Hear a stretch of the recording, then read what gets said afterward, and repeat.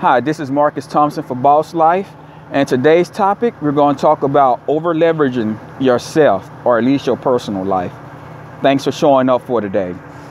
Now, what I'm getting at about over leveraging is that you hear Robert Kyiosaki from Rich Dad Poor Dad talk about how he's always using debt to get his riches, and how he knows how to use his debt for leverage, and how he's always trying to get the best percentage he can, so on and so forth. And he also goes on to talk about, in many interviews, he talks about how regular people are scared of debt because 99.9% of us just don't know how to use it. And that is very much true.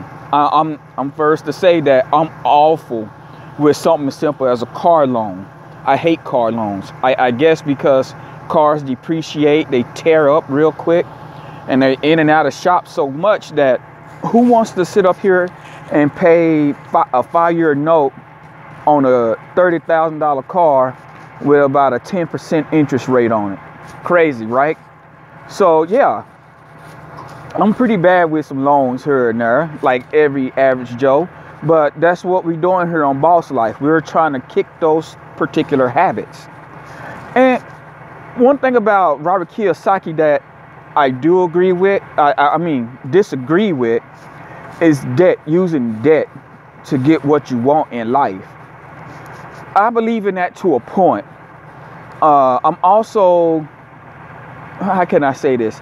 An old school black guy from the South, where sometimes for me, simplicity is the best way to go, without all of the bells and whistles. And what I mean by that is that in my business life, as long as it's separate from my personal life, then fine. I'm going to leverage loans as much as possible. And I'm going to do that till the cows come home. But that's my business side. And that's to get a leg up in my business or in my day-to-day operations. Understandable, perfectly. Now, there's a lot of guys that you hear say that, oh, you shouldn't have a 15-year loan because the interest is higher, the payments are higher. The interest is lower, but the payments is higher as compared to a 30-year loan on a house. They said once you get you a 30-year loan and the money that you saved on the monthly payments between a 30 and a 15, you put that in something that equates to what you will pay yearly on your house note. Does that make sense?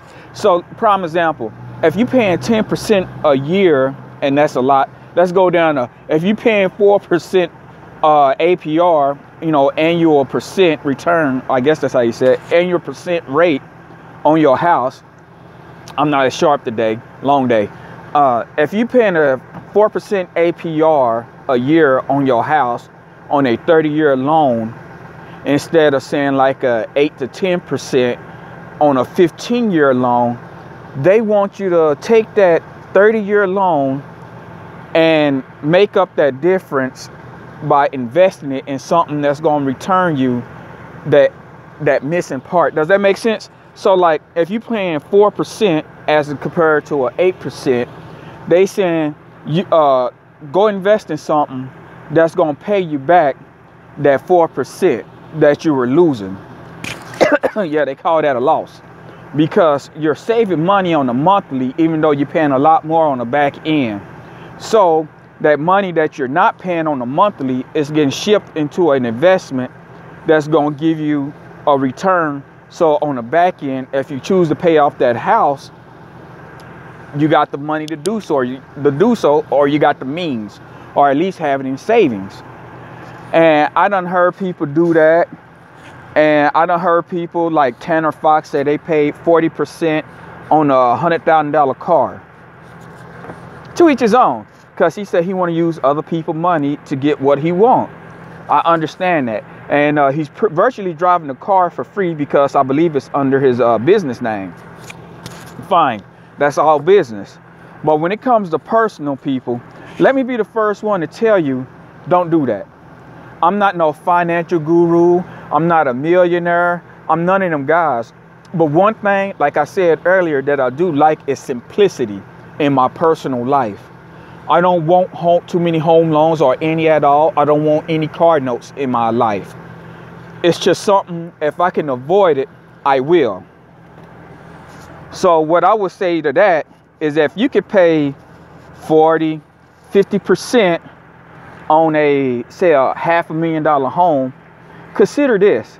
That $250,000 that you're saving to put on that house, maybe you should just wait a little bit, save another $50,000 and go pay for a $300,000 home in cash. So you can own that home. I'm all about ownership in my personal life. I want to own everything right out, from the cars to my kids, to my wife, sorry, dry throat, to my home. I don't want to ever hit hard times and then have to give all that back to the bank. I done sat here and made the house look good. I done repainted it. I done kept the grass cut. I done did everything possible to make this house a home. And when I bought it at $300,000, because of me, it's now worth $350,000, $400,000. And I don't want to give that up so easy. So at the front end, I'm just going right out, buy it, especially if I have that type of cash where I don't have to go use other people's money. That's just my thought and my mentality. I don't want to do a high risk, even a low risk investment that could eventually hurt my family if things don't go right. There's plenty of cases that I've done seen where billionaires, they go belly up.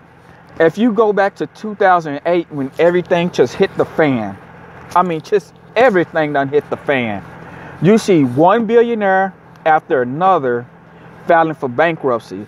And I'm not talking about, oh, they filed bankruptcy, so now they're worth $500 million or they're worth $100 million. These people are literally looking at zero in the bank. And some of them are actually looking at negative in the bank. And it gets me wondering, your business went belly up. So your personal life is so tied so close to your business. Whatever happened to your business happens to you in your personal life. That to me is something I can't comprehend. I got to separate the two. Just like I do my 9-to-5 job. When I go home, I'm a father, I'm a husband. I'm a leader in my household. When I come here to my 9-to-5, I'm a baby boss, but I still follow orders. I still follow directions. And so you got to learn how to separate the two. Don't think because you're making millions and millions of dollars in your business that you should go ahead and take as much money as possible and go leverage that in your personal life. To me, that's being reckless. You know, I don't want to leave my family in that type of position. So if my $1 million business do go belly up, me and my family is going to be okay to a point where if I have to, in order to pay taxes on the house, I could go get a job at McDonald's and still make it happen and still won't sweat the small stuff. And that's what I want to get across to a lot of people nowadays who's thinking that they can always leverage something. Sometimes it's just best to be the owner right out. You don't want nobody else to have any say-so in whatever the heck you are doing. Because as they say, too many chefs in the kitchen is a bad thing. You know what I'm saying? So this is Marcus Thompson for Boss Life. Leave some comments and tell me what you think on this subject. Should you leverage, or should you just be an outright owner of your personal life? Some of the guys that I like, for an example of this, is one of the group members for 666 Mafia. He said he still got a lot of his money because he bought all 7 of his houses in cash.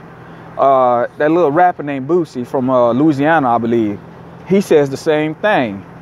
And I'm a firm believer in that.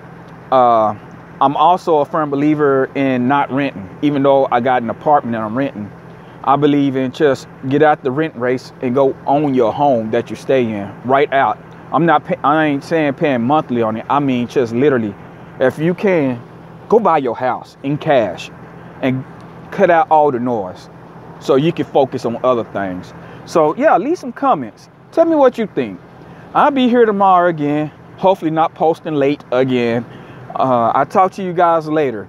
Leave a like on Facebook, a thumbs up here, or whatever they got on YouTube. And please subscribe and share this with everybody who you think this will be beneficial to. Sorry for being long-winded, and y'all have a good evening.